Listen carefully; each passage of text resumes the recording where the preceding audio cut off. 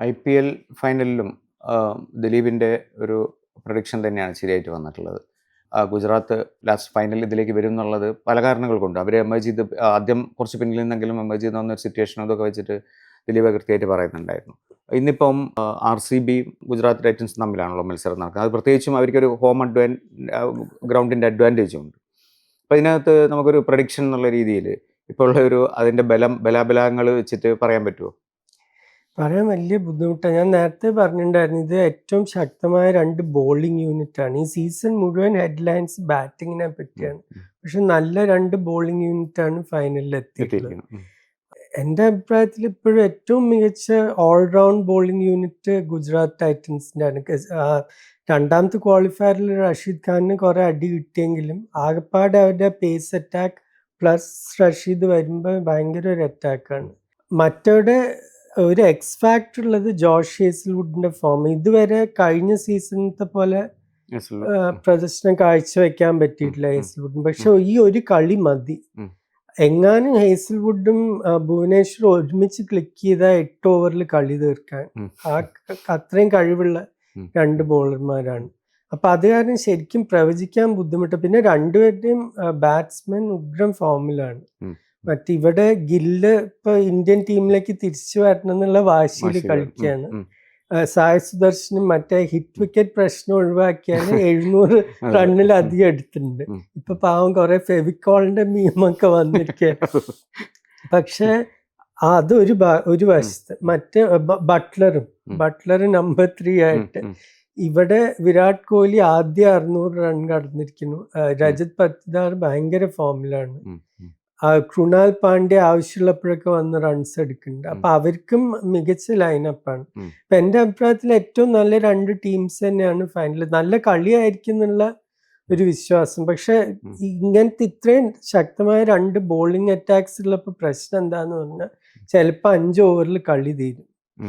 ആദ്യം ബാറ്റ് ചെയ്യുന്ന ടീം 4 ഓവറിൽ 4 വിക്കറ്റ് പോയി കഴിഞ്ഞാൽ കളി കഴിഞ്ഞു. അങ്ങനത്തെ ഒരു പ്രശ്നം കൂടി ഉണ്ട്. ഈ അതിനിടയിൽ തമാശയായിട്ടാണെങ്കിലും ഈ സായ് സുദർശൻ്റെ 2 തുടർച്ചയായ ഇന്നിങ്സിലും 8 വിക്കറ്റ് ആയല്ലോ. അങ്ങനെ ദിലീപിന്റെ ഒരു അനുഭവത്തിൽ അങ്ങനെയുള്ളൊരു തമാശകൾ ക്രിക്കറ്റിൽ പണ്ടുണ്ടായിട്ടുണ്ടോ? ഒരിക്കലും ഇങ്ങനത്തെ ഒരു ഓർമ്മ എനിക്കില്ല ശരിക്കും. ഇപ്പൊ പ്രത്യേകിച്ച് ഇപ്പൊ ഈ ഗ്ലവ്സിന്റെ ഈ ടെക്നോളജി ഇതൊക്കെ വന്ന് മറ്റേ ഗ്രിപ്പ് അത് ഇതൊക്കെ പറഞ്ഞ് പണ്ടത്തെ ഗ്ലവ് ഒക്കെ ആണെങ്കിൽ നമുക്ക് മനസ്സിലാക്കാം. പണ്ടത്തെ ബാറ്റിന്റെ ഗ്രിപ്പും ഇതൊക്കെ ആണെങ്കിൽ ഇപ്പൊ എല്ലാവിധ ടെക്നോളജി ഇതൊക്കെ ഉണ്ടായിട്ടും ഇത് അടുപ്പിച്ച് 2 കളിയിൽ സംഭവിക്കാന്നുള്ളത് ആർക്കും ആലോചിക്കാനും കൂടി പറ്റാത്തൊരു കാര്യം. ഇതിനകത്ത് സൂപ്പർ സ്റ്റാറായ കോഹ്ലി ഉണ്ട്, ഇപ്പുറത്ത് ഈ പറഞ്ഞ ഇനിയിപ്പം മിക്കവാറും ക്യാപ്റ്റനായിട്ട് തന്നെ തിരിച്ചു വരാൻ പോകുന്ന ഗില്ലുണ്ട്.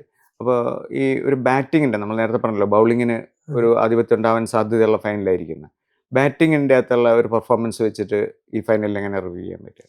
ബാറ്റിംഗ് എന്ന് പറഞ്ഞാൽ ഇത് രണ്ട് ടീമിലും കുറേയും കൂടി പഴയ രീതിയിൽ ബാറ്റ് ചെയ്യണ കളിക്കാരെ നമുക്ക് കാണാൻ പറ്റും. ഇപ്പൊ കോഹ്ലി ആയാലും ഗില്ലായാലും അവർ കുറേയും കൂടി ക്ലാസിക്കൽ സ്റ്റൈലിൽ കളിക്കണവർ. ഇപ്പൊ ഗില്ല് അന്നത്തെ കളിയിൽ മറ്റേ വൈഭവ് സൂര്യവംശിന്റെ നല്ല സ്ട്രൈക്ക് റേറ്റിലാണ് സ്കോർ ചെയ്തത്. പക്ഷെ അത് വലിയ 10 6ഉം 12 6ഉം ഒന്നും അടിച്ചിട്ടില്ല, അധികം 4 ആയിരുന്നു. അപ്പൊ അത് വേറെ തന്നെ ഒരു ശൈലിയാണ്. അത് തന്നെയാണ് കോഹ്ലി. ശരിക്കും പറയാച്ചാൽ കോഹ്ലിയുടെ ഒരു പിൻഗാമിയാണ് ഗില്ല്. അപ്പൊ അത് വേറെ തന്നെ ഒരു ശൈലിയാണ്. പിന്നെ അവരുടെ RCBക്ക് ഹിറ്റേഴ്സ് ഒക്കെ ഉണ്ട്. ടിം ഡേവിഡ് ഒക്കെ ഈ സീസൺ അത്ര ഒന്ന് ഷൈൻ ചെയ്തിട്ടില്ലെങ്കിലും അങ്ങനത്തെ കളിക്കാരുണ്ട്. അതെ, രജത് പത്തിദാർ വലിയ സ്പിന്നിനെതിരെ പ്രത്യേകിച്ച് ഭയങ്കര ഹിറ്ററാണ്. മറ്റേ സ്ഥലത്ത് ജോസ് ബട്ട്ലർ കുറച്ച് 2 ശൈലി ഉണ്ട്. ആ ക്ലാസിക്കൽ സ്റ്റൈലിലും പറ്റും, മറ്റേ ഇംപ്രൂവൈസ് ഷോട്ട്സും കളിക്കാൻ പറ്റുന്ന ഒരു കളിക്കാരനാണ്. അപ്പൊ അത് നല്ലൊരു മാച്ചപ്പ് ആയിരിക്കും. 2 സൈഡിലും ആ ട്രഡീഷണൽ ഇതുണ്ട്, മറ്റേ ഹിറ്റേഴ്സും ഉണ്ട്. എന്നാലും ദിലീപ് പറയുക, നമ്മളൊരു പ്രഡിക്ഷൻ എന്നുള്ള രീതിയിൽ പറയുക, ഏത് ടീമായിരിക്കും ജയിക്കുക? ഇപ്പോഴും ഞാൻ പറയാ ഹോം ഗ്രൗണ്ട് ഇതായത് കാരണം. പിന്നെ സിറാജിന് കഴിഞ്ഞ മാച്ചിൽ എന്തോ ഒരു ഷോൾഡറിന്റെ ഒരു പ്രശ്നം ഉണ്ടായിരുന്നു. പക്ഷെ സിറാജ് ഫുള്ളി ഫിറ്റ് ആണെങ്കിൽ എനിക്കിപ്പോഴും തോന്നുന്നത് ഗുജറാത്ത് ജയിക്കുന്ന.